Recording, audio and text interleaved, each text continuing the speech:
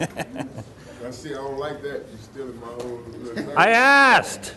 I asked permission. Yeah, but you can't have people telling you your mouthpiece nice. They ain't even telling me my mouthpiece. Do you disagree that my mouthpiece is nice? What else are we learning? About mission statements. Mission statements. What did we really learn though last time? Innovator die. Got some buzzwords going. Yeah, what did we learn? Target audience. Thank you. Our target audience. And I drew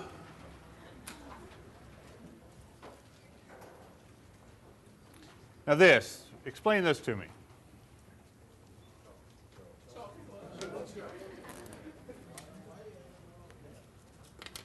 And I drew this, and we call this what? The bell curve. And we understand how these bell curves work. What falls under a bell curve? Everything. And on either end of it, start breaking it out. And those of you who have had some statistics, what is this? What is this? What's this down the middle? What's this? Somebody saying it? Mean, right? The middle. In one division away, we call this what? The standard deviation. Excellent. Excellent. If you don't know what I'm talking about, it's okay. I didn't know what a standard deviation was until I got my MBA, right? What it means is the more standard deviations you get from this middle, the stranger you are. Right? So now this curve, we talked last time about it being our target market. And we talked about how on one side you might have a 4-year-old and on one side a 95-year-old. So a 4-year-old might be 4, 5, 6 standard deviations away from the mean. It means that there's only like 2%, 1% of the entire market might be 4 years old, okay? But here, if we say this is 18 to 25, this could be 70% of the whole market, right? So that's what this starts to allow us to do. You're going to be sick of these curves by the end of the semester, if you're not already. What I want us also to be thinking about when we think of target market and when we think of who we're marketing to, who we're trying to make aware of the stuff that we do, I want to think in terms of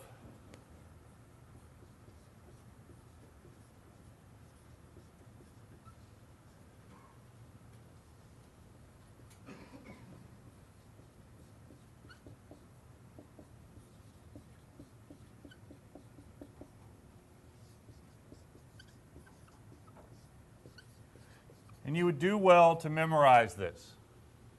Early adopters, early majority, late majority, and death. All products go through this product life cycle.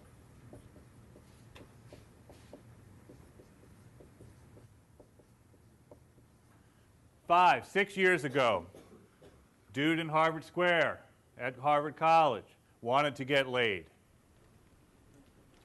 What did he do, being the little geek hacker that he was? Started Facebook up. You think Mark Zuckerberg started for Facebook for any other reason? You think we do anything for any other reason? You know, what do advertisers use to get us to buy products? They use two things. What are they? Sex, and what else? Sex and more sex, I like that. Sex and what else? No. They use sex for food. There are two things that they use to get us to do anything. Fear. Explain to me the swine flu. Who here has had the swine flu? We all have. Okay, you know why? It's the flu, right? But they give it a name, the swine flu. They say, you know how many people are die from the flu every day? Lots. But then they say, oh, the swine flu is killing people. Yeah, it's flu, right? And yet Fox News and other news outlets will run updates on the scroll at the bottom. Code red, emergency swine flu outbreak, right? And we watch. Sex and fear. So at some point back in the day, Mark Zuckerberg said, I'm going to start this Facebook thing, right? And there was many, many deviations out. You know, at one point, how many users were on Facebook? 1, right? Way down here. Then it started to get a little traction. At first, who was Facebook available to? College students and college students only, right? So it starts to get a little traction. It gets up to here. College students start using it like crazy, right? This is what we call the chasm.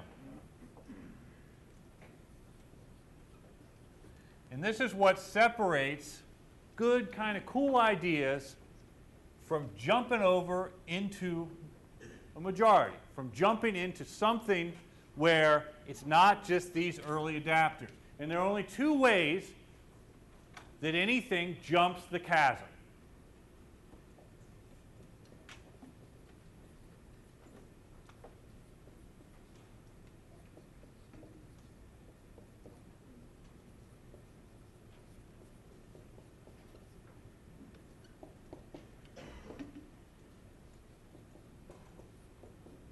The only way any product or service ever jumps the chasm is that if it improves your life without forcing you to learn any new skills, or if it improves your life by a factor of 10, even if you have to learn new skills. Facebook. Did you have to learn new skills to do Facebook? Why? Why didn't you? MySpace. And MySpace, did you have to learn new skills for MySpace? Friendster, right? Friendster had it hard. But Facebook came along, improved your life, no new skills.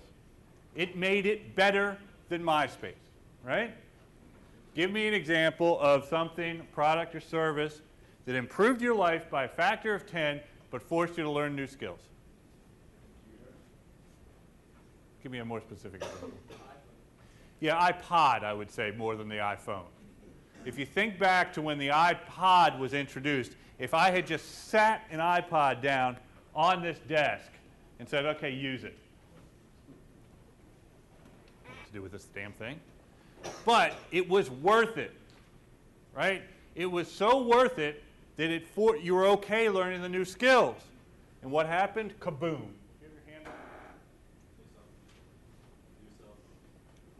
What about new cell phones? Go ahead. Yeah. What are we quantifying? Just saying words at me. Twine, cheetahs, submarines. I'm saying like a lot of people, well, I'm not saying like younger generations, but like older generations, they're like, oh, it's a device that can help us get here without having to use MapQuest and all that. It helps us get to where we need to go, but we don't know how to use it. Good. What was the fastest adopted new technology?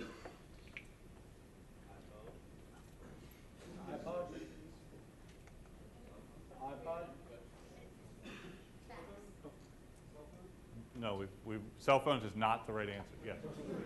Huh? No. Radio was we can talk about radio, but go ahead. Yeah.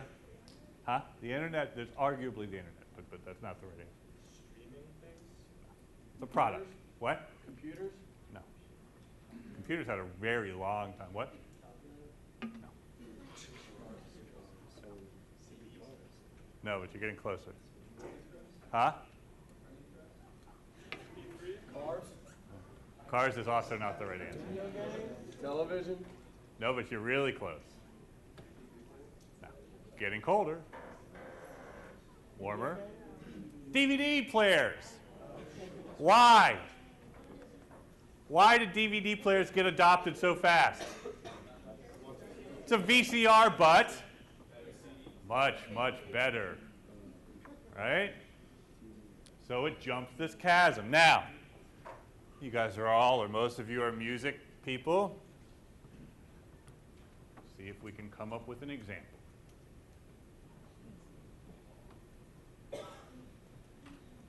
Vampire Weekend. Are we familiar with Vampire Weekend? No? Well, we'll try and do something that you're familiar with. But Vampire Weekend, where are they on this curve? Yeah, somewhere around here, right? 3 years ago, wherever, they were just some little band in Columbia University, you know, doing their thing. Why did they jump? Kind of spread around the college. They played locally in Columbia and were just spread from there.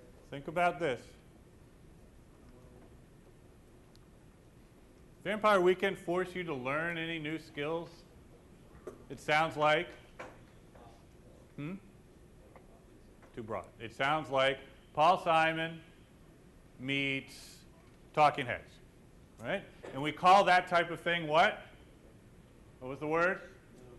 Somebody.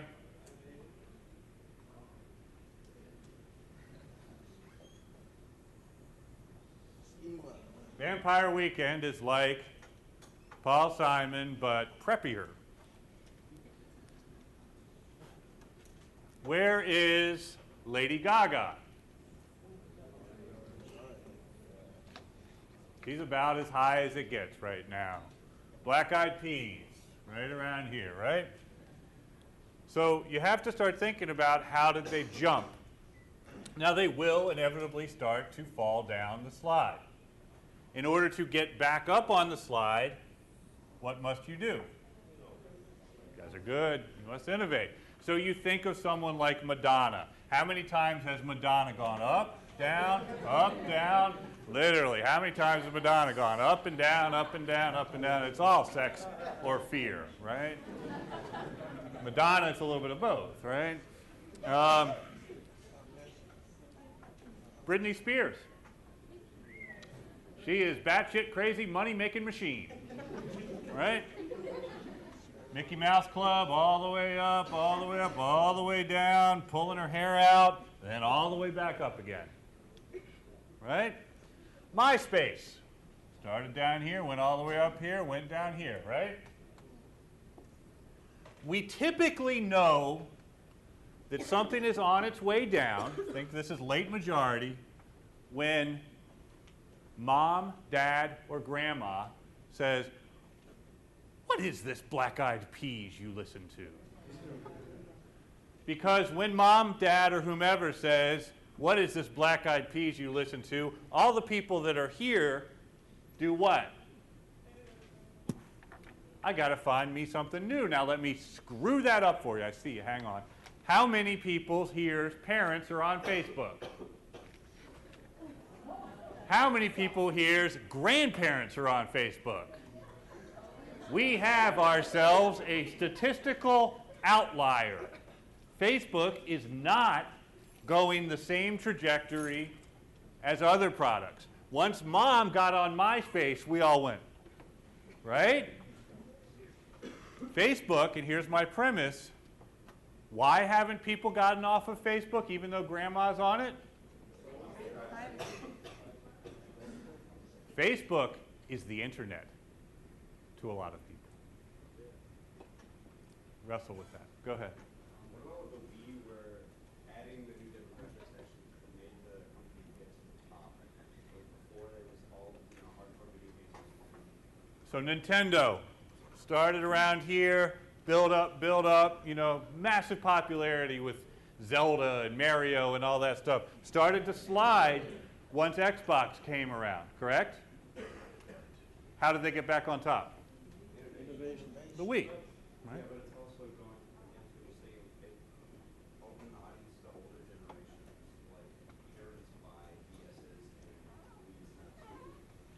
It's not just about age. You can break this out on age, geography, but most importantly, what I want you guys thinking about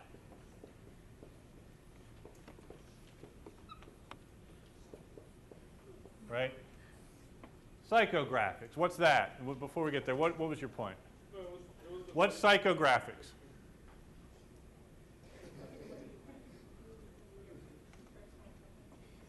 Yeah, kind of. If you think of demographics or what? Sorry?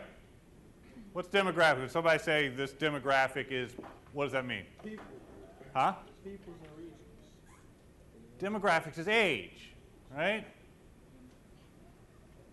Geographics is obviously where you live. Typically, marketers in the past had been all about, okay, we are going to try and get 18 to 25-year-olds that live in the city, right? Post-internet, this becomes much more important. So to your point, is it possible that I will enjoy playing Wii with my 8-year-old niece? Of course. We share some psychographic similarity that is independent of age or geography. We don't care. Now, this same niece and I might like other things. She likes, dating myself a little bit, but I haven't really talked to her in a while. She likes Napoleon Dynamite, and there for a little while I liked that too. On the other hand, I like Scotch.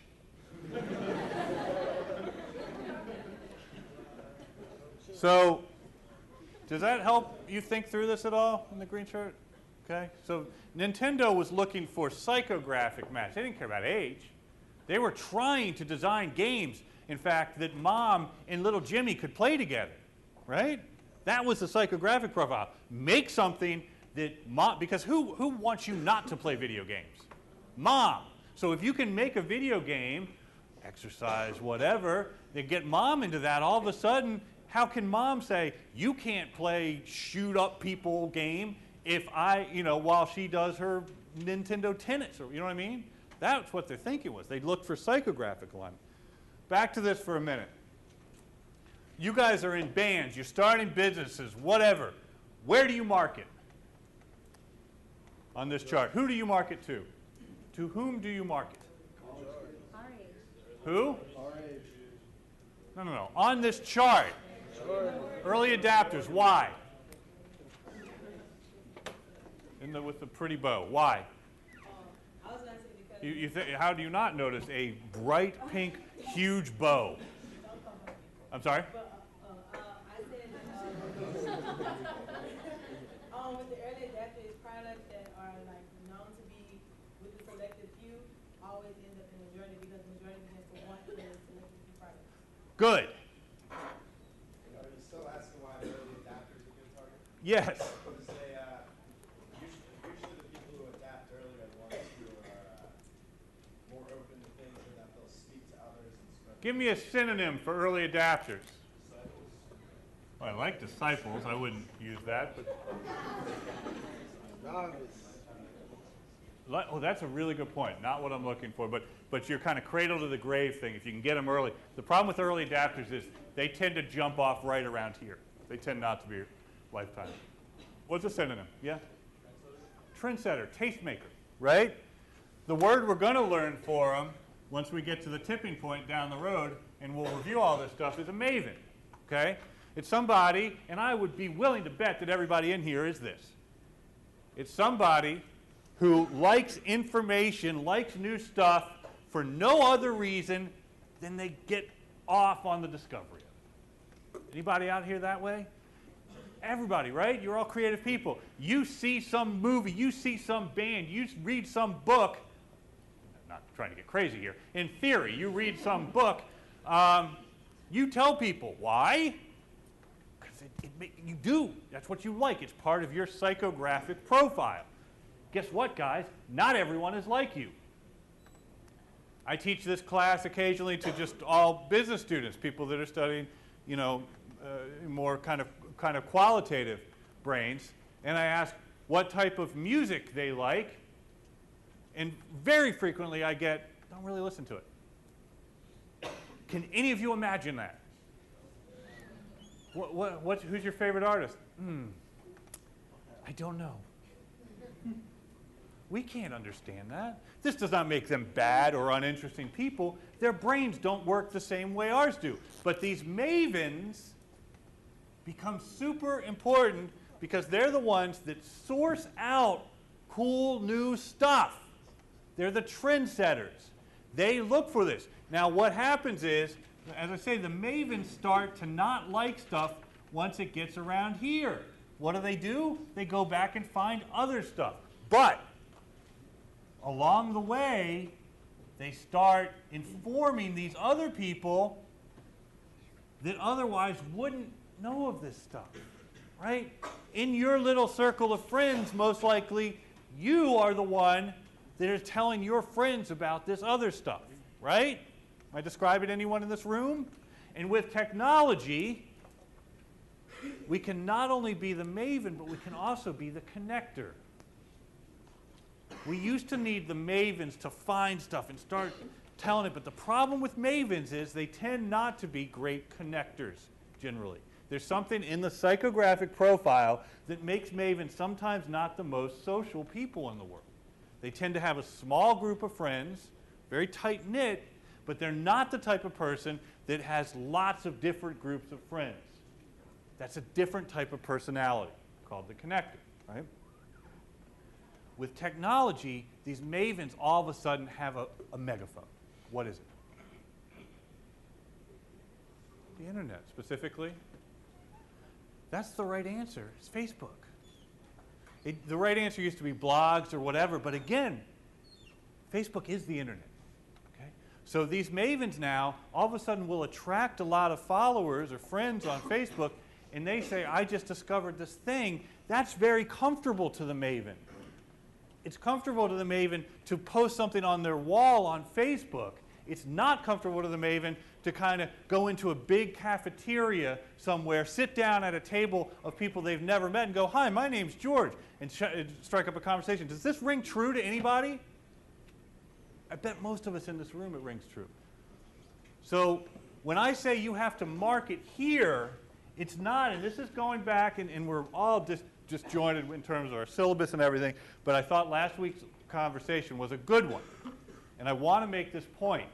Marketing here does not mean that your, what was it we were talking about? Your dope shit can't get here, right? And I want to drive that home. The other reason we market here is because you don't have enough money to market here. You don't. I don't care how rich you are. You don't have enough money. Who gets to market here? Beer companies, car companies, razor companies. People that can just say, you know who needs to use our product? Everyone. Everyone who shaves, everyone who does that, right? So they will blanket. Is it effective? Not really. But it's still how they think. Whether it's effective or ineffective, you can't do it. It used to be with artists, the big lie was, well, if I just got my song on the radio, which is marketing to everyone, people would love it. Completely untrue. Right? These are the people that will get your market, your stuff, your dope shit to the others. Does that make sense? Nod politely. Yes, sir. We'll see all of this again when we get to the tipping point.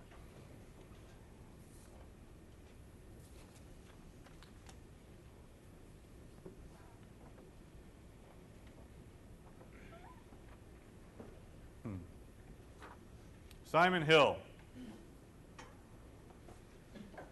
What's going on with Tommy Silverman?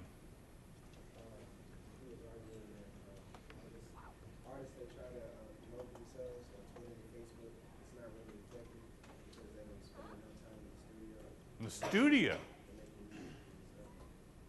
Yeah, what he should be saying is they don't spend enough time playing live, touring. I agree with him. I have a theory that I've written about a lot called the straddle, where it's too easy for people just to spend all their time online, but it's not effective unless you're also spending time offline. So you straddle both worlds. I don't think you need to spend time in the studio. I think that tends to be gratuitous. You make a good record, but then get out there in front of people and promote it, and then use the other tools to expand on that. Right? You came up with a mission statement here: to provide safe, non-invasive ultrasound procedures for hospitals and their patients. Diagnostic medical technologies. That's kind of nice. Some of you all forgot your mission statements.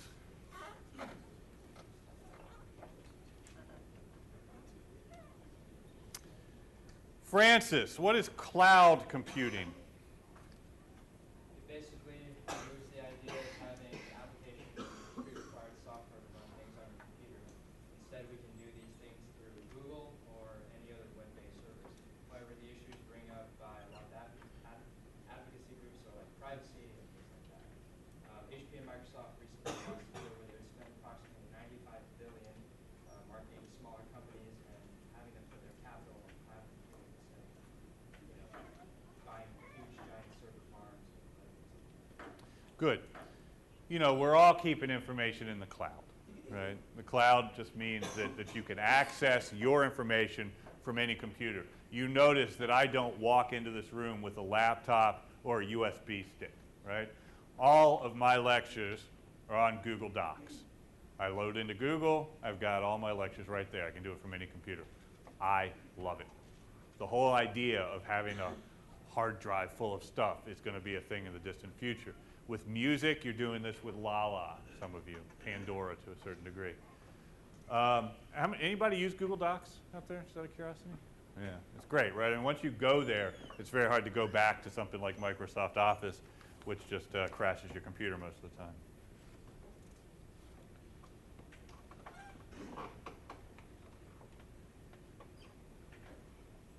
Lacey, to inspire and nurture the human spirit, one person, one cup, and one neighborhood at a time. Starbucks. Where's Lacey? You agree with that mission statement?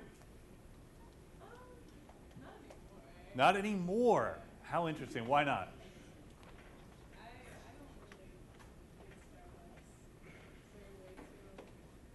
You say you don't dig Starbucks? Hey, they say it. One person, one cup, and one neighborhood at a time, right?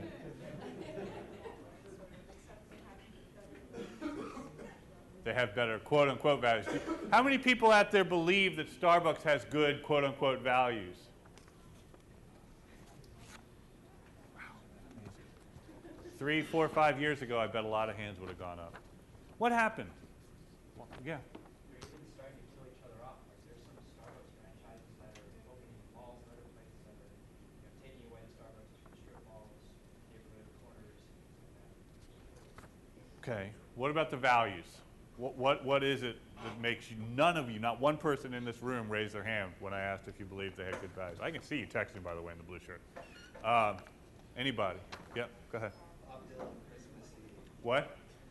Bob Dylan, Christmas CD. I can't hear you. Bob Dylan, Christmas CD. You don't like Bob's Christmas CD? What? You don't like it? Now, see, you're barking up the wrong tree here. Bob doesn't know. See, the thing with Bob is, even when he does things which to your mind, like the Christmas CD, is maybe not good or you don't understand, right, or the Victoria's Secret ads, you have to come to a certain realization that one day you will evolve enough to go, ah, that's what he was doing. Bob knows. Why else other than Bob's Christmas CD? Why don't we like Starbucks? Can anybody articulate it? Yeah, go ahead. Expensive. Yeah, I feel like it's kind of become over-manufactured, where now there's some sandwich things, like flash microwave, and they kind of become like McDonald's. At one point, Starbucks was like your delicacy. So interesting.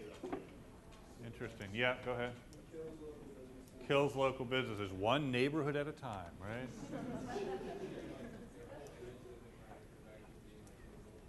Uh-huh. You don't believe it anymore, right? So Starbucks at one point was in Seattle with a handful of outlets, right? Started climbing up. It's everywhere, right? Now they got a problem. Their stock price is going down. Who, strangely enough, has kind of taken over what Starbucks has done and is riding up this? McDonald's. Good for you. Why did you say that? McDonald's is opening up Mac Cafe. Can't hear you. they're opening up the Mac cafes and Wi-Fi is pretty much every. So let's think this through.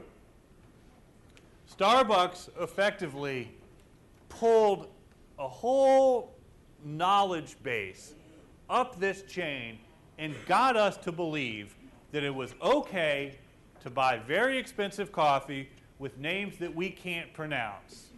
Double macchiato, blah, blah, blah, right? What did McDonald's do? Simplified it. Did they have to simplify it too much? Why not? People like coffee. How did they know? Starbucks did it. Starbucks drove it all the way up here. Now, when we think about demographics, who is the, not psychographics, demographics, who is a Starbucks customer? Not college students. Middle-aged Working class people? Starbucks customers. Yuppies. Yuppie is an abbreviation for what? I said white. You're not wrong, but it's not an abbreviation for white. They're both kind of the same amount of letters, but go ahead. Young. No, what's the U stand for? Urban. Young urban professionals. That's the geography of it. People that are young, like myself, who live in cities, have disposable income because they're professionals. They were the Starbucks kind of customer, right? So as it starts to go up this channel into everywhere, are yuppies in Iowa? Not really. I mean, certainly there are some. But for the most part, we think of middle America as not necessarily yuppies. They have different values, right? So Starbucks isn't going to get the traction in middle America that they got in the cities. Who has the traction in middle America? McDonald's. So McDonald's said, okay, thank you very much, Starbucks. Here's what we're going to do. We're going to serve roughly the same coffee. We're not going to get all precious about which tree it came from and all that. We're going to dumb down the names a little bit, and we're going to make it cheaper. Right? McDonald's stock goes like this. Starbucks stock goes like this. Who are we rooting for, Jay or Conan? Conan. Team Coco? Right.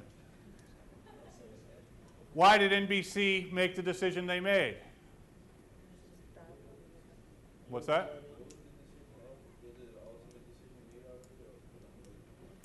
I think it's pretty clear that Jay's going back to 11:30 and Conan's leaving. Right? Why would they do that? I feel like the level of maturity of viewers has probably increased. So I also feel like Conan has like a little more wit, like a little more, I don't know. Who does Jay appeal to? Older? My grandma loves Jay. I wish I had heard that. Who does Jay appeal to? Come on, guys, I just gave you the answer. Yuppies. No, you're not thinking. Conan appeals to yuppies. Who does Jay appeal to? Middle America. Middle America. I mean, you get what's going on here? NBC said, Conan's audience is down here. Jay's audience is here. Jay's audience are a bunch of fat middle Americans. Look at Jay.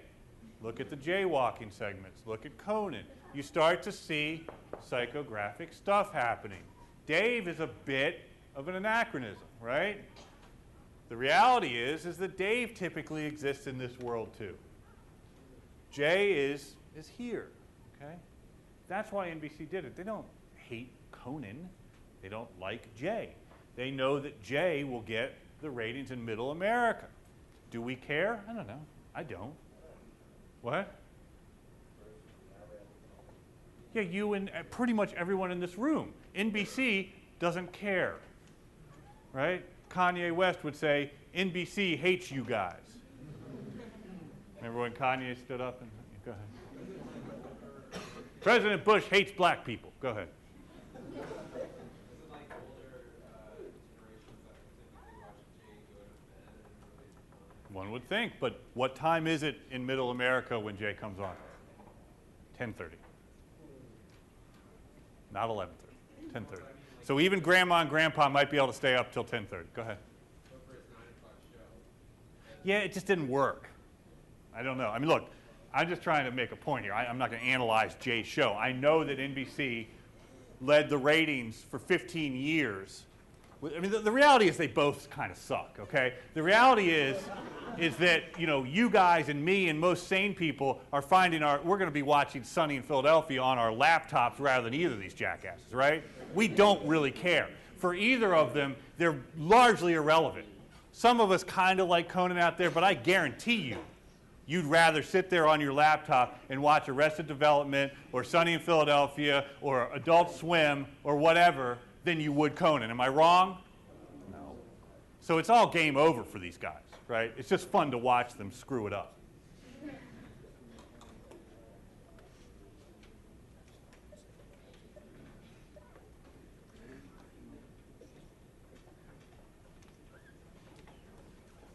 Another Starbucks. Ah, Peter. Mission statement: never stop exploring. Don't tell me who was it. Who has a mission statement that's never stop exploring? Nordstrom? North Face. Good for you. Yeah. Some of you did not do your mission statements. Most of you did not do your mission statements unless they're on. Guys, this is going to be reflected. I have my graduate student helping me stand up and say hello to everyone, please. Tell them your name. Mission statement. Yeah, apologize ahead of time. I'm going to be more yellow for that kind of stuff. Just started it, and I'll be doing all the little mundane. And maybe a lot more. So he is going to be going through all these documents. You will see on your blackboard who is turning in things, turning them in the right way, turning them in the wrong way.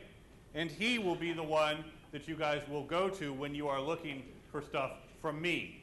Please, please post the PowerPoint slides. Please, please do X, Y, and Z. Go to him. He will help. All right. In the paragraph?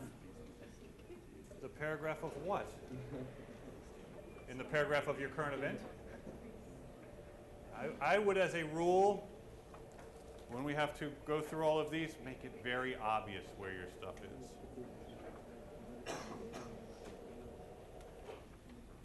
Devin, don't answer this. Our mission statement, our mission at blank is to establish beneficial business relationships with diverse suppliers who share our commitment to customer service, quality, and competitive pricing. Walmart. You're going to like this. Walgreens. Who said it? How did you know that? What, don't cheat? Denny's. Let me read it again. No, I know, but you know.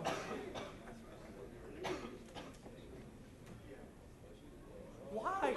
Let me do this again. Dear Lord, find me a chair. I don't understand why you all think I'm retarded or blind or both. Stand up. I'm going to keep doing this. Especially if you're wearing a bright pink bow. What's wrong with you? This is what I see. I can see you.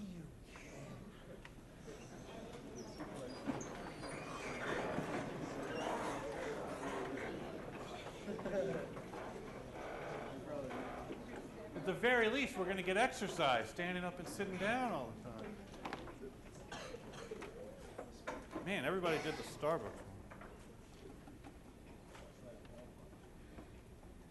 one.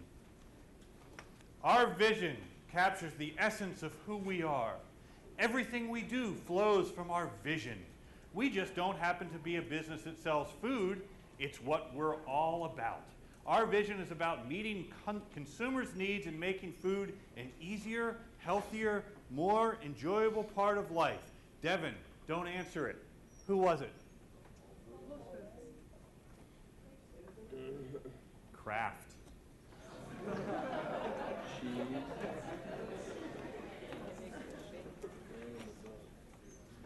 To give unlimited opportunity to women. Heather, do not tell us. To give unlimited opportunity to women.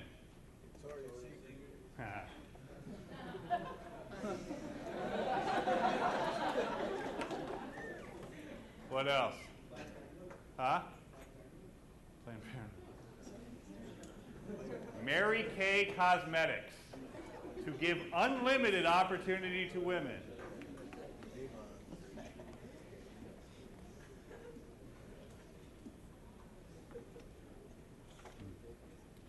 People love our clothes and trust our company. We will market the most appealing and widely worn casual clothing in the world. We will clothe the world. Ed Hardy. We will clothe John Gosling. Levi's.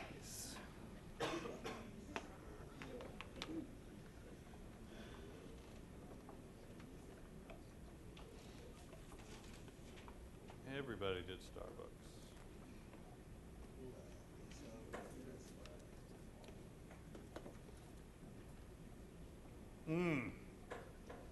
We aspire to be the most admired and valuable company in the world. Our goal is to enrich our customers' personal lives and to make their business more successful by bringing to market exciting and useful communication services, building share owner value in the process. Jorge, do not answer. Who was it? AT&T. We aspire to be the most admired and valuable company. Yeah, how's that working out for you guys? Huh? Yeah, no, how could you possibly get it? Yes, sir. Thank you for letting us all know. Is there anything else you would like to talk about between just you and I that we want to share with everyone? How has your day been going? Good. You turn stuff in your other classes? You getting your work done? You feeling okay? Some bran in your diet? Well, I would be great if you did this not right in the middle of the class, but maybe after or something. Make sure you do get the bran in your diet.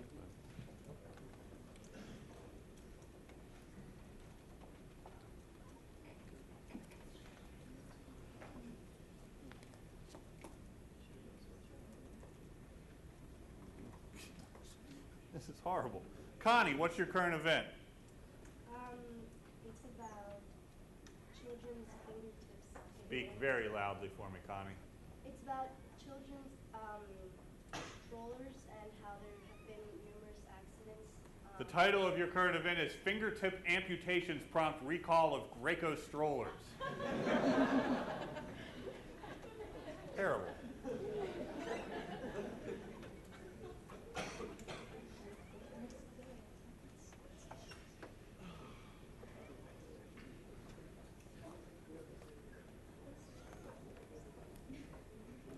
Is this right, Wade? Here's a slogan, I guess. It's beer, comma, hooray, beer. Is that true? What is it? It really, oh, that's great. That's the only good mission statement I've heard. It's beer, hooray, beer. I love that. I'm gonna go buy a red stripe right now. It's beer, hooray, beer. That's fantastic. I mean, compare that to all the other ones we heard. Did any of the other ones do anything for us? No. They're terrible. The generic Starbucks, we just feel like they're lying to us, right? AT&T, we feel like they're lying to us. Yes? What is Google's? I don't know, remember off the top of my head. Go ahead. It's about organizing all the world's information on it. Go ahead. To organize all the world's information and make it universally accessible and useful. Yeah, I mean, I think that's a good mission statement. I mean, it fits Google. Their mantra, though, is what? Don't be evil. Which is better? Don't be evil. And I think that, you know, this is not Red Stripe's mission statement, I wouldn't imagine, but it's a darn good mantra. It's beer, hooray, beer. Right? I love that. All right. Hey, how are the books coming along? Oh, my Lord. They said Friday.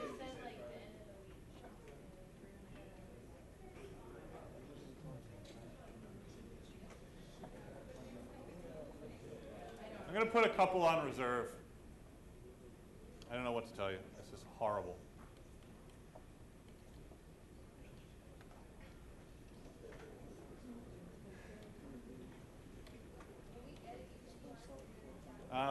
Let's get it, and I'll reassess. Yeah, this is a mess.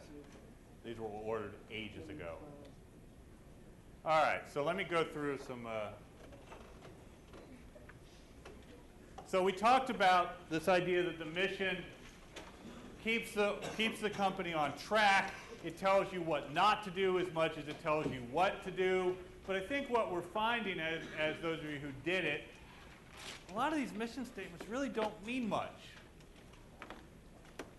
And so it's important to think about, you know, why do we have them? What good are they? And I would argue that the only good that they really are in their current form is that they force people in a business at some point to sit down and go, who are we, what do we do? I would like you guys to focus, instead of mission, on your purpose, your mantra, right? And then I think we get closer to beer, hooray beer, right? That, I mean, it's funny, it's clever, but it also makes a lot of sense. Is it possible that the people that make some kind of beer, Red Stripe or otherwise, are genuinely excited about that job? Is that possible? Yes. Yeah. Is it possible that somebody who gets up and goes to work at AT&T is genuinely excited about it? Maybe. Possible, I suppose, but sort of less likely, I think, right?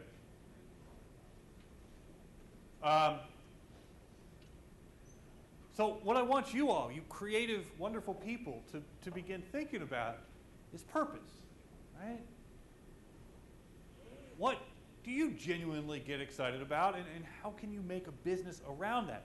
Not the other way around, right? It's a shift. We used to think, hey, you get a job, you'd be lucky to get a job, and you get excited about that job, right? Is that possible? And we live in an economy where I think it would behoove all of us to rethink that and to think, let's figure out what we're excited about, what provides us our purpose, and build a job around that. So, on your current event next time, write me your purpose. Okay? Spend a little bit of time thinking about this. Write, what are you excited about? I won't read them aloud, okay? I promise, unless somebody wants me to. But I want you thinking, what is that thing that's going to, and I understand, you're young. You've got a lot of time to start figuring that out. Maybe you don't know what your purpose is, that's cool. Maybe your purpose is exploration. Maybe your purpose is, I'm going to figure this out. I can live with that, right? But I want to get down to the distinction between a mission and a purpose or a mantra. All right, hang on. I'll tell you when to pay attention here. All right? So vision. We move from mission to vision. What are you going to become, right? Our mission, our purpose, our mantra, whatever. The thing that drives us. What does that look like? Maybe your purpose is to make beer. Certainly your purpose is to drink beer. Maybe your purpose is to make beer. What does that look like? What's a company look like that's going to do that? Start thinking in these terms. Maybe your purpose is to make music. I know a lot of you in here have that purpose. What does a company begin to look like? And I mean really look like, not in a metaphoric sense. I want you to think, what is it going to look like when I walk into the office, whatever that may be, for my music company, for my beer making company, for whatever, for my nonprofit? You've got to start visioning this stuff. And that's what a vision is. When you start a company, you have your guiding principle, your mission, but you've got to start looking down the road. You've got to start going, okay, what are we going to become? How are we going to achieve that, right? If we don't know what it wants to be, we can't move forward. And I mean getting real granular, getting very small, very detailed. What kind of desks are you going to have? What kind of chairs are you going to have? Anybody know? Anybody have a vision of the type of chair that they might want in their office? I do. Does anybody? Yeah, what chair do you want? One's the like little bungee cord. Yeah, one of those Aeron chairs, right? That's good. Okay? Who has an idea of where their office is going to be? Where do you want it? Is it in New Orleans? Is it in New York? Is it a city? Right? These are the types of internal things that will lead you to go, I damn well better build a business to support that type of stuff. Right? Purpose, vision, right? And then we can start getting to success.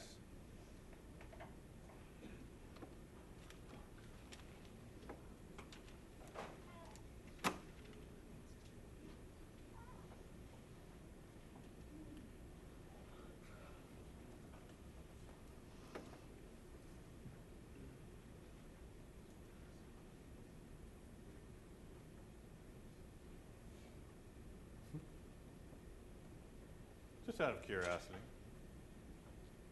Margot and Hillary, could you two raise your hands? Margot Bienvenue and Hillary. Sorry, Hillary Marker.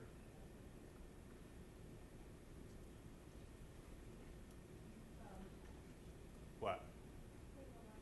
No, everything's cool. I'm going to post the slides. Visions can change. You've got your guiding principle. Now look, I just said I'll post the slides. That does not mean, okay, time to zone out, because you will not do well, right? What happens is I skip a lot of slides. I am not, towards the test, going to go through and go, yeah, I posted that one, I skipped that one, whatever, and then post only the one. I'm going to throw the whole shamil up there. If you don't take notes on what I'm saying with these slides, you're going to get this wall of slides at you, and you're not going to know what to study, and you'll study the wrong things. So I don't want you to write down every word. I do want you to listen and look for main points and try and be able so that when you do see all the slides, it starts to make sense. I will take the test material directly from the slides, okay? So it behooves you to know which slides to study from. The market will change, okay? And so that vision has to change, but your mission doesn't. Okay, 10 years ago, if we started a record company, we would have operated completely differently than we do today. But we could have had the same mission, right? Somebody give me an example. What might be a good mission for a record company? Go ahead, you can redeem yourself. No, you, yeah. Love it. Make real music. Excellent mission, excellent mantra. I get it. It's awesome. Could that have been the mission statement for a record company 10 years ago? Yeah. How about 20 years ago? Yeah. How about 20 years from now? But 20 years ago, how would we have sold that real music? Yeah, in stores on CDs, right? 20 years from now, how will we sell that music? We don't know. We don't know. Can you still have a business where the mantra of real music, make real music? What is it? I like make real music better. Who does? Who likes make real music? Of the two are, one, make real music, two, say it again. Real life never sounded good. Who for number one? Who for number two?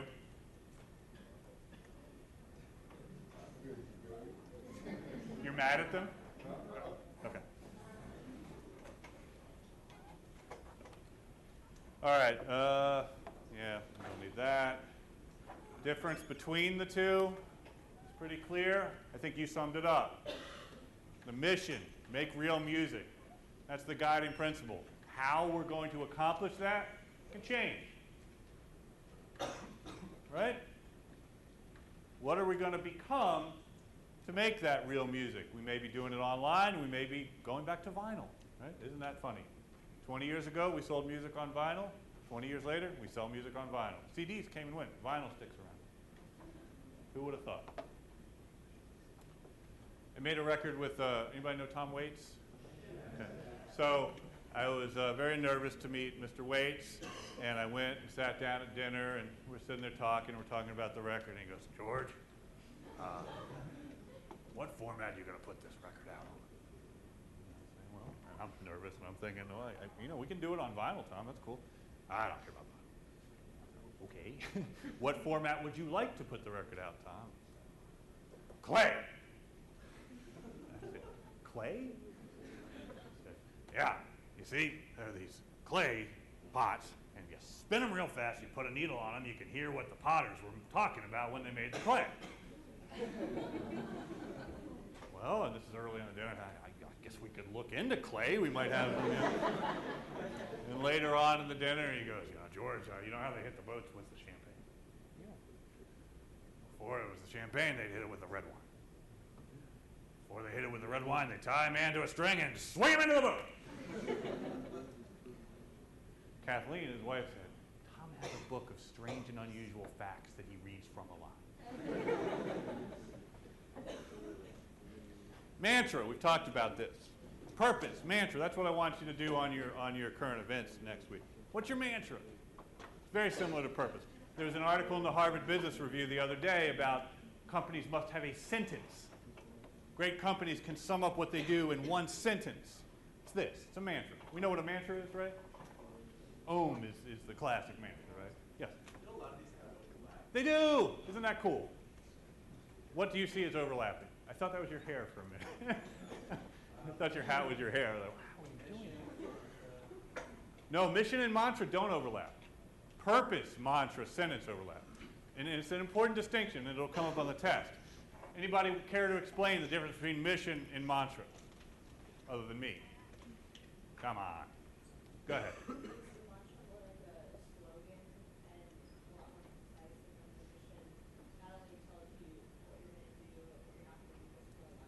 You got it, right? A mantra, a purpose will be something that's more personal, that's more short, that's more memorable, that's concise, that actually, in my opinion, has some meaning. A mission statement's more corporate, more kind of all-inclusive, more PR-based. Does that make sense? So you're right, there's overlap between a purpose and a mantra and a sentence, but there's a wall between mission and those other things, okay? All right, values. Talked about this. Don't worry about it. All right, this is important. Competitive advantage, right? We talked about this briefly. And competitive advantage springs from this type of stuff. As you're working through, what my company does, what my vision is, one of the things that you've got to wrestle with is you got to do it a little better or a little cheaper than the next competitor. Right? This is economic Darwinism. Second best doesn't work out that well. How did second best work out between Facebook and MySpace for MySpace? Right? How did second best work out for Yahoo and Google? Right? You can exist, but at a certain point, you've got to have that thing. What is your competitive advantage? This gets real hard in the arts. Okay? But we can do it. It's real hard to be qualitative about music. My music has a competitive advantage as opposed to your music. And I'd really rather not get into that. Taste is taste. It's why we have chocolate and vanilla, right? But you can start qualifying and gaining a competitive advantage with how you market your music. And that's really all I can help you with. I will not critique your music, okay? But I will help you market it. Okay, so when artists or bands or whatever tell me that they've been doing something, playing their music for a while, and they're not gaining any traction, there's only two things to answer that. One, your music sucks. Or two, you're not putting your music in front of the right people. Okay? We will, for the sake of this class, assume that none of your music sucks. It may need to evolve, but so all we have is how do we put that non-suck music in front of people that are predisposed to care and make them aware of it. And that's where our competitive advantage starts to come in, right? And all businesses have it. Google's competitive advantage is what? They search just a little bit faster than Yahoo. It's just a little better. And all it has to be is a fraction. Okay?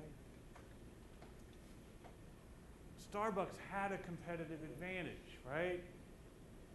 Coffee, apparently, was a little better. It certainly wasn't cheaper. It was better than the competitor. McDonald's essentially stripped that competitive advantage away. Now, competitive advantage can be full of what we call perceived value. Is Starbucks' coffee really better? I don't know. But they marketed it in a way so that we perceived it was better and were willing to pay more for it. When Radiohead put their record up and said, pay for what you want, right?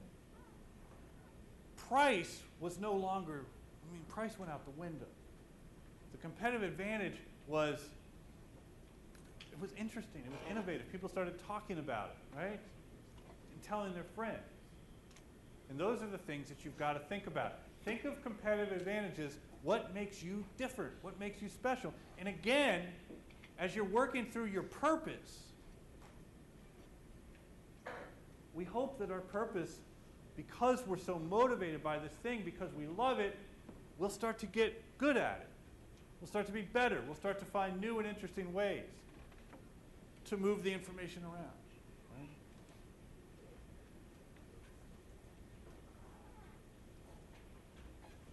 And it comes back to value. Right?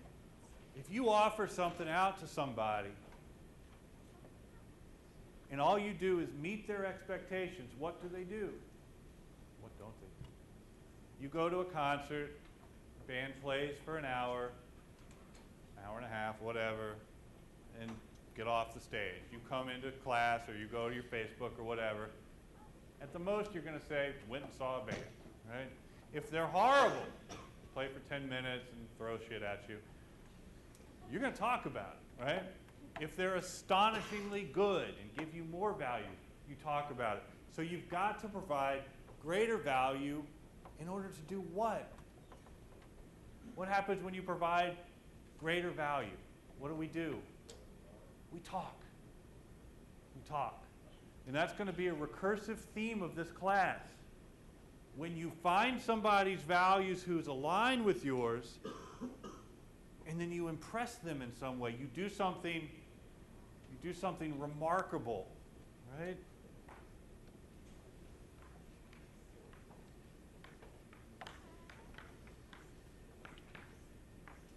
What do people do? They remark, they talk. And in today's connected world, when we talk, we post it and things spread. It's all word of mouth. Twitter, Facebook, it's all word of mouth. We only tweet about the things that, for whatever reason, we find somewhat remarkable. Maybe you just ate a delicious muffin. So what is your competitive advantage? What is your wedge, right? Not wedgie. What is your wedge? I had to explain to my 3-year-old what a wedgie was the other day. Dada, what is a wedgie?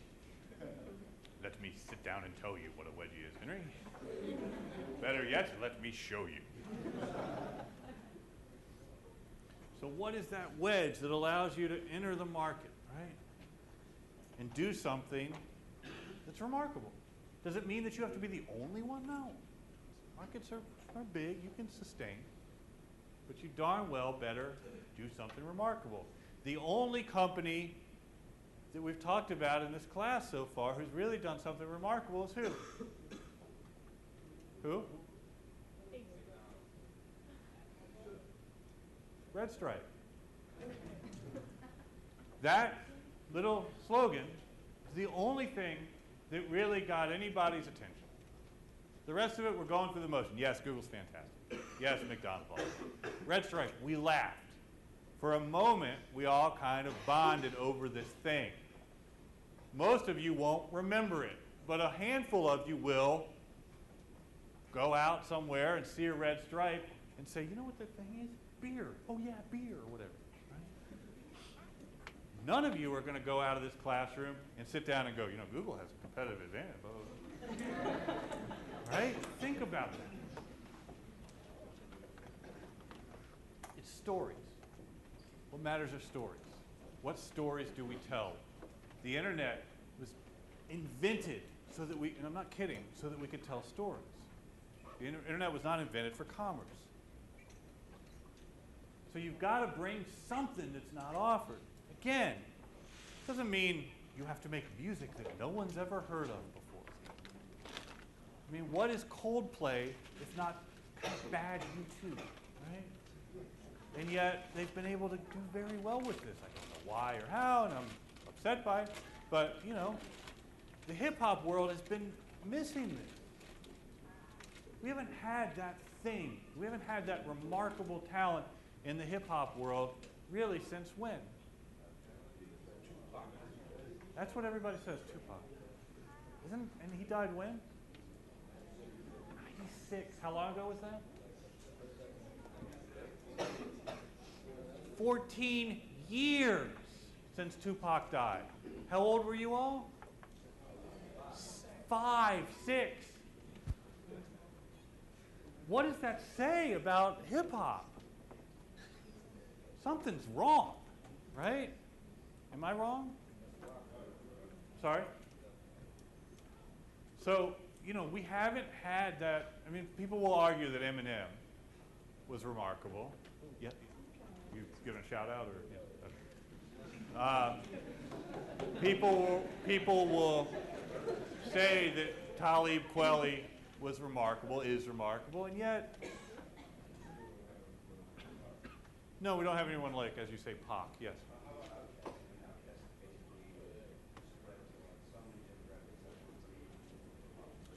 I'm not going to raise the screen, but you're absolutely right. Outkast was able to cross that chasm and become everything, right? You're right. Now, you could argue that Outkast isn't really hip-hop. In any case, it's an interesting thing that we have. I mean, for me, it hasn't gotten better than Eric B. and Rakim, but, you know, what do I do? Am I wrong? Not wrong. Eric B. is president. Do something. Do something better, okay? All right, here we've talked about this a little bit. Memorize it, okay? Live it, learn it, love it. It's not profit. And this will be on the test. Promise you. Here is a test answer. You can put a little star on it and say test next to it. One of the questions on the test will be, the goal or mission of all companies is blank. And one of them answers will be profit. Another answer will be whatever. The right answer is attract and retain customers. Why? In the back, go ahead. Yeah, sure, you got to attract customers, but pull it apart. What else do you have to do? Way in the back. I'm sorry? You got to keep them around, okay? If you take all the time and the money and everything else to get a customer to find out about your thing, to go to your website, to do whatever, right? And they come to one show that you put on, and they never come again, you have lost money, and lots of it. It's really expensive, both from a time perspective and a money perspective, to get a customer to come do your thing. If they buy one thing and never again, you fail. The classic example is Amazon, right? For years, Amazon lost money. You'd buy something from Amazon, you'd buy a book or whatever, you'd pay $10 for it, Amazon paid $12. Is that a good business model? On paper, it's horrific. Every shipment, they're losing money, but then you buy a book for $10, they pay $11. You buy a book for $10, they pay $10. The stock went crazy on that day, and that day happened. Now you buy a book on Amazon, you pay $10, it costs them $5. And next year it'll be $4. They attracted and retained, and attracted and retained. And over time, profit. The profit starts to come, right? You serve the customer, you provide outstanding products, you do it better than competitors, and the reward is profit. It's not the goal. And this goes to the nonprofit thing as well, right? Your mission for a nonprofit is attract and retain in the same way as it is for for-profits, okay? And particularly in the music business, are we really going to sell music much longer? Does anybody really believe that? Does that mean that music can't be a profitable business? How can music be a profitable business if we're not going to sell it? Touring, we attract and we retain. We use music, which is not scarce. We want music, we can grab it wherever we want. We use that to attract and retain the people and then sell them the scarce stuff. We sell them subscriptions. We sell them access. I'm playing in your town. You give me $100 a year. When I come through, not only do you get all the music you want, you get a free backstage pass. You get an autographed thing. What did that autograph cost you? And yet, what does a customer put a value on that? Through the roof. We have to find these things that cost us little, but the customer perceives what? See you next time.